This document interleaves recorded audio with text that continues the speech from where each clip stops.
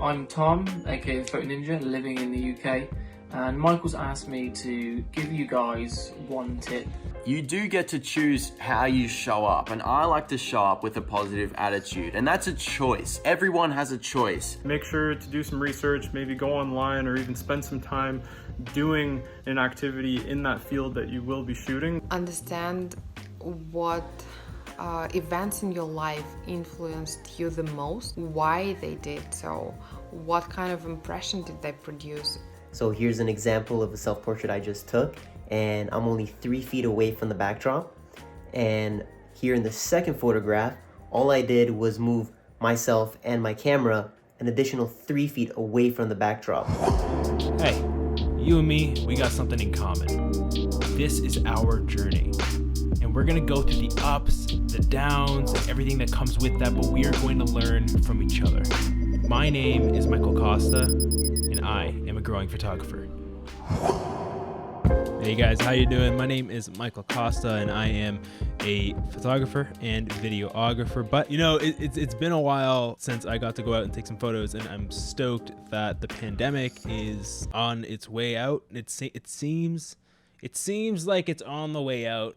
And with that happening, photos are gonna start being taken with these fingers, and I wanna be taking them well. One thing that I thought was kind of strange was that I was shooting a lot more video work during the pandemic than anything, and I'm stoked to get out there and take some photos, but I need some help. I need some guidance. That's why I needed to lean on some of my friends to help me out, to guide me through this, so I can head out there and take some banger photos. But we're gonna dive into that. I have 5 photographers that are complete professionals. Really cool thing about it is that they are all from different walks of life, different geographies, different styles of photography, different commitment levels. We're going to start with my friend Ishkhan. Ishkhan is a very, very talented photographer. He's a good friend of mine. Actually had him on the podcast, the most recent video I published. He largely shoots, professional headshots, work for a newspaper, has been published with the Canadian National Geographic. He's someone who conducts workshops on lighting, so he's got his stuff down pat. And I'm super stoked for him to teach us a tip on lighting. So Ishkhan, take it away, man. Hey everyone, I'm Ishkhan, and here's a quick lighting tip for you guys. If you guys only have one single backdrop in your studios and you guys want to drastically change your photographs, all you need to do is move your subject away or closer to the backdrop. So here's an example of a self-portrait I just took, and I'm only 3 feet away from the backdrop. And here in the second photograph, all I did was move myself and my camera an additional 3 feet away from the backdrop. And as you can see, there's a drastic difference in the backdrop, and this is due to the inverse square law. I know this sounds complicated, but it's really not. Try this out for yourselves, and hopefully you guys can see some difference in your photographs. Enjoy.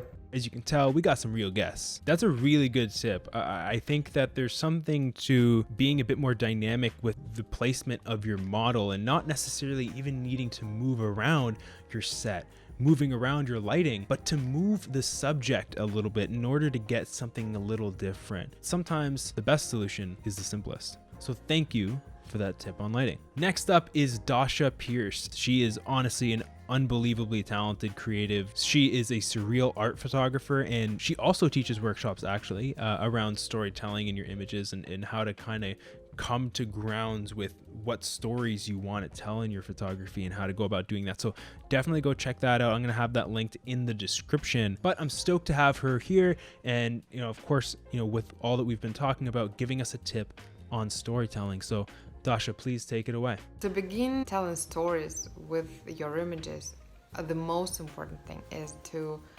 understand what kind of story you want to tell. What stories might be important for you. Understand what events in your life influenced you the most, why they did so, what kind of impression did they produce, and those things will be the beginning of those stories, those unique, authentic stories emerging in your work. I believe that when you become telling the stories from your personal experience, from your life, stop looking outside and not just like trying to get visual ideas, but trying to understand like, why do I want to take pictures? Why is this important for me? And those questions are really, really hard, and you won't be able to answer them in like a day or maybe a week even.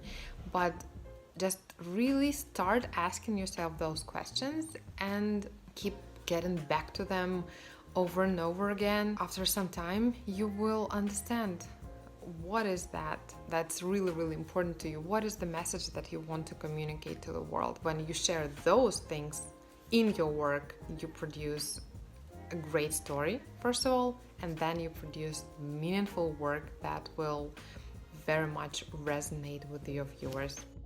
So there's Dasha. There was a part of that clip I really want to focus in on, telling the stories that matter to you. There's a lot to talk to, so many areas that we need to improve on. It's about finding what resonates with you. And don't worry about it not seeming large scale. It's not about that. It's about making an impact where you can. And the best way you're going to be able to do that is by resonating with the project and putting out something that does your work justice, that does the topic justice, and that hopefully moves the foot forward.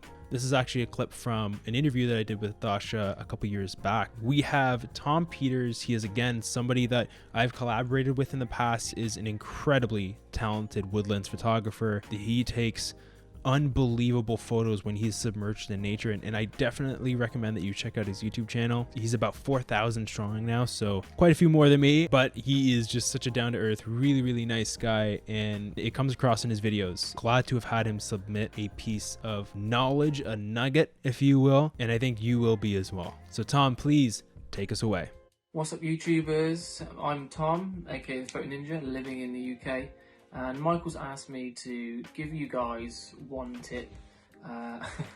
One tip is quite hard, but I think I've narrowed it down to my most important rule, and that is I always check the edges of my frame. It's something that people forget. They focus on, home in on something, a subject, near, far, wherever it may be, and they ignore or they just forget the edges of their frame. They get back and they see a branch coming in, coming out, and then they've got to readjust the composition, crop.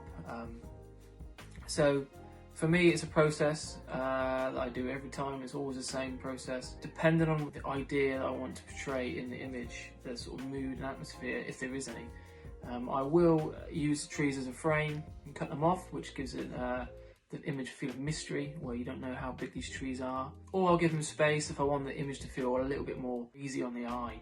But that really depends on the atmosphere at the time. But checking the edges of your frame is a staple part of my woodland photography, or my photography in general, but especially woodlands, trying to clean up my images. So I hope that helps you. I hope you can take that forward with your woodland photography. Thanks to Michael for inviting me on his YouTube channel and doing this little piece of camera for him. Ciao.